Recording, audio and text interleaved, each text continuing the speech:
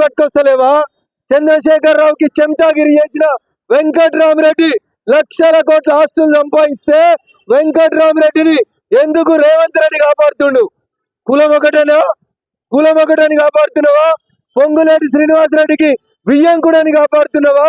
వెంకట్రామరెడ్డిని arrest చేయకుండా ఆదేశాలు ఇచ్చినటువంటి మంత్రి ఎవరు? కాపాడుతున్న అధికారులు ఎవరు?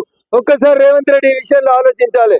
తప్పకుండా ఎన్నికల కోడ్ ముగిసిన తర్వాత ఈ పనుల మీద మీరు చర్య తీసుకోకపోతే రఘునందన్ గా ఒక వకీలుగా బరాబర్ మీ వెంట పడతా.